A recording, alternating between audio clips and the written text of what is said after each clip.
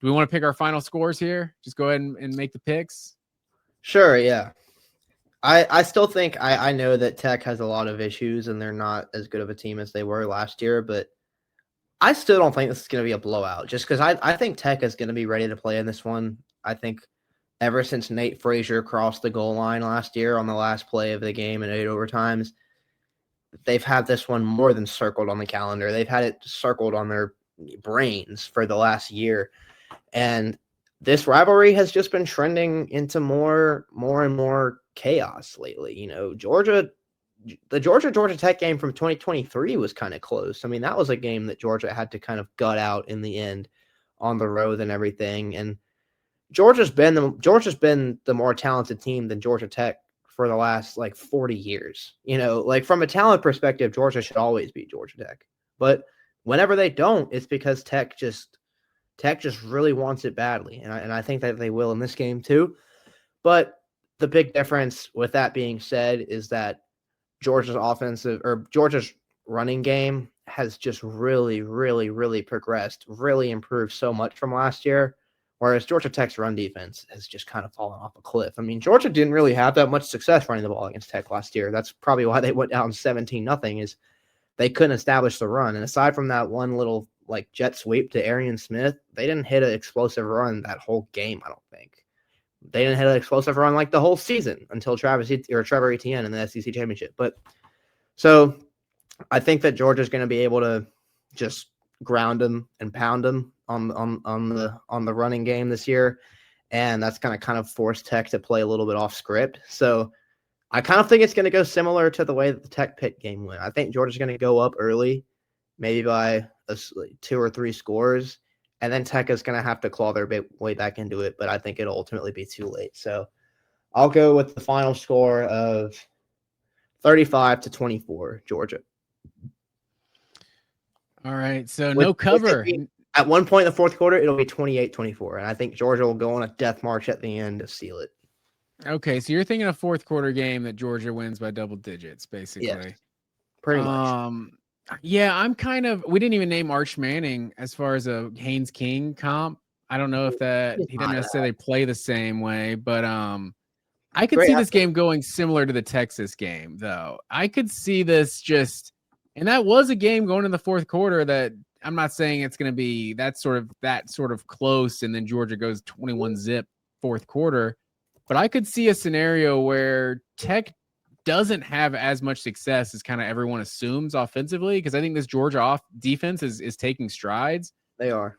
And I just don't see them. I don't see Tech consistently stopping Georgia in this game. I'm going to say 38-17 that Georgia absolutely opens up a can on the Yellow Jackets. Maybe it's 17-14 first half or something. Yeah. You know, maybe Tech's off to a good start or something, but I'm not saying it's just going to be uncompetitive for 4 quarters, but yeah. I think Georgia, I just like kind of going back to my logic before. I just think when Georgia's legit, they take care of business in this game.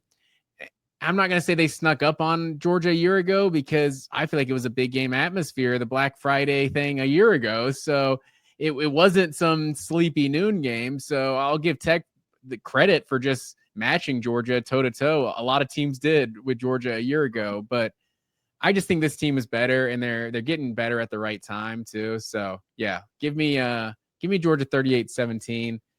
Yeah. And then I'll tell you our preseason predictions, sir. Oh yeah, I want to see this because, dude, I was super scared of Tech going into the year. I'm still pretty scared of Tech, just always. The game last year was so crazy. I'm like, man.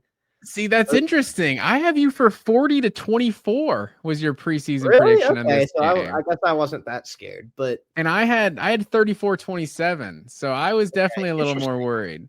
Maybe I wasn't. I don't know. I don't know. After how last year was really the craziest Georgia versus Georgia Tech game in history, and as much as whenever I think about this game, everything leads me to believe Georgia is just the better team in every way. They've got a better offense. They've got a better defense. They're just more complete. They can beat you in multiple ways, whereas Tech can really only beat you one way. But, man, it's Georgia Tech. It's Brent Key. It's Haynes King.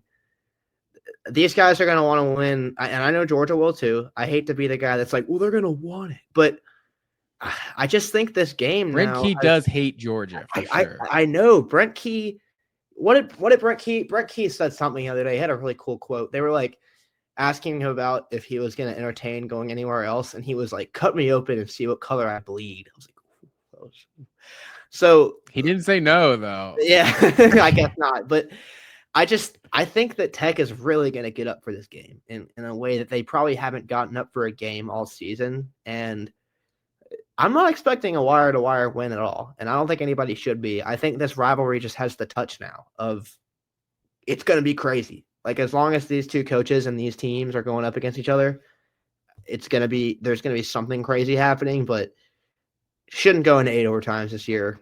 Georgia's the better team, and Georgia has had several games this year where they've kind of, hung around for a little bit, and then they've realized we're the better team. We're going to take over and play Georgia football, and we're going to, cruise to the win. And ultimately, I think that's what will happen in this one. But for a while there, I expect it to get weird. I wouldn't be surprised, and you're probably right as far as this game has been closer more times. I think a lot of people realize. I think myself included. So 2023 was another game where Tech was competitive. So I won't be surprised if so. Yeah, my prediction, it's not necessarily disappointing if they don't blast them. I just have a feeling this team could end up taking care of business that way. Also, just if you're curious, I predicted 48-6 the Charlotte game, and you predicted 65-7. 65. I think I just did that for the meme. For the yeah, there you go. The TCU score. Yeah, so they did not cover in that one. But I guess last thing I'll say, what is the scenario where, like, what has to happen for Georgia Tech to upset Georgia? I think they've got a really, honestly, man, very similar script to last year, except this time they finish it off. They go out there, they run it all over Georgia's face early in the game. They get a takeaway or two on defense, and they go up by a couple scores early, and then this time they finish it out. They keep running the ball. I think that's what it would take, and they're capable of that. They really are. I mean, they still have Haynes King, man. They still have Jamal Haynes. Like they this is still very much a good ass team that can really run the ball and has a defined brand of football that's not just like really annoying triple option stuff. So I think that's what it would take is they'd have to get up on them early and boa constrictor them from there. But both of those teams are going to be wanting to do that. So we'll just have to get better at it. I think you're right. And there's no scenario where Georgia Tech beats Georgia if they don't have like a first half lead, or at least like a lead for most of the first half, maybe a 10-point lead at some point. And Georgia's battling back. The difference between these two teams, I said it earlier, is Georgia is built to beat you in a bunch of different ways. They can beat you through the air. They can beat you on the ground. They can even, they haven't really done this year, but I still think they're capable of winning a game with their defense at this point, with how the defense has started to look. But for Tech to win, it really has to go one way. It really has to be they get up on you early and they just run the ball and like strangle you to death with the running game. Yeah. They're built to win in a very specific way. Georgia is built to win in a lot of different ways. And I think that's kind of what you need in this game is you need to be able to live with more than one possibility. And I think Georgia's much more equipped for that than Tech is. Yeah, I also think there's no scenario where Tech wins without a turnover. Like they have to have one, if not multiple turnovers. I mean, the only game Georgia's lost in the SEC all season against anybody is the Alabama game where they lost the turnover battle. Like I think, there haven't been a lot of turnovers in Georgia games in general, like on either side, but Georgia Tech would have to win the turnover battle, I think, to win this game. But like you said, Georgia can win games multiple ways. And I will say, if Gunnar doesn't run that in at the end of the Auburn game, he just takes a knee like he did at the end of Florida. Like Georgia wins that game 13-10. So you got to give the defense credit for that one. Exactly. Only giving up 10 points. I gave up 10 against Texas as well. So this defense is playing well at the right time for sure. Yeah, it's really starting to peak at a good time. I'm not convinced that this is just going to morph into some world-beating unit.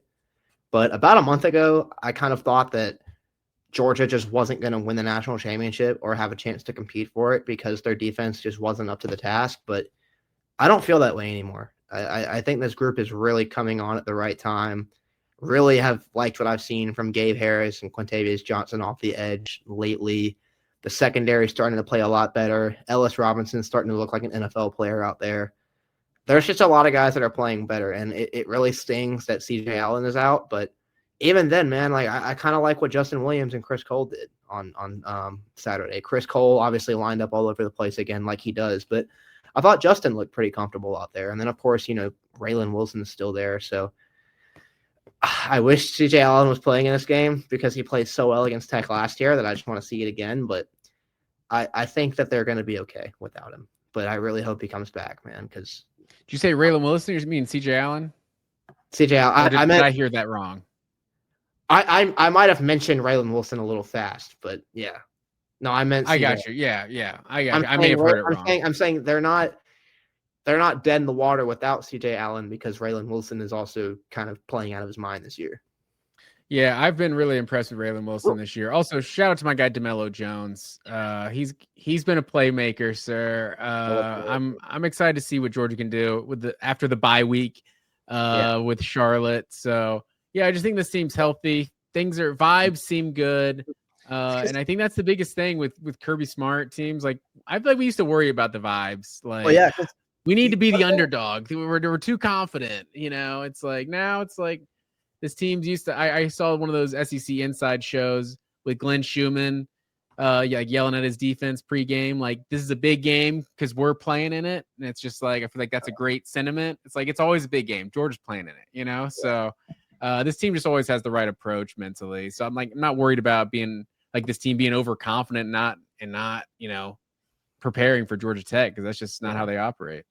Well, and the vibe is also really different this year because I should have brought this up much earlier in the show, but you got to remember last year before the week before the Tech game, they had that horrible performance against UMass where UMass ran for over 200 yards on them. And I remember obviously Georgia won the game by a lot of points or whatever, but like I remember the feeling being, wow, the Minutemen just ran the ball all over us. And we've got to play Georgia Tech next week. Imagine what they're going to do to us. Sure enough, Tech goes up 17-0, almost wins the game, comes a Dan Jackson 4 fumble away from winning the game. So, the vibes were kind of shot last year in terms of, Georgia's offense is kind of falling apart. They had that good game against Tennessee, but there were still all the concerns about, the receivers dropping balls and Beck turning it over and the offensive line just not being healthy or really that good. The running game wasn't that good. And then the defense at the worst possible time gave up 200 yards to a FCS school. So it didn't feel like it did now. This game against Charlotte, the fact that we only talked about it for a few minutes and moved on and had nothing but good things to say, that says a lot. And that's not how we were feeling last year. So I think that's a big deal too. Yeah, that's a good call. Who's the player of the game? Ooh, the player of the game. Well, again, I kind of think that the main difference between this game and last year is that Georgia's going to be able to impose its will on the ground a lot better and a lot earlier. So I would have to say the big beneficiary of that would be Nate Frazier. I mean, Nate Frazier was the hero of the game last year when he scored the final 2-point conversion. He's been playing the best ball of his career over the past month or so, and I think with how suspect, to put it nicely, Tech's run defense has been lately and how damn good he's been playing, I think things are lining up for him to have a huge game. So I'll go with Nate Frazier.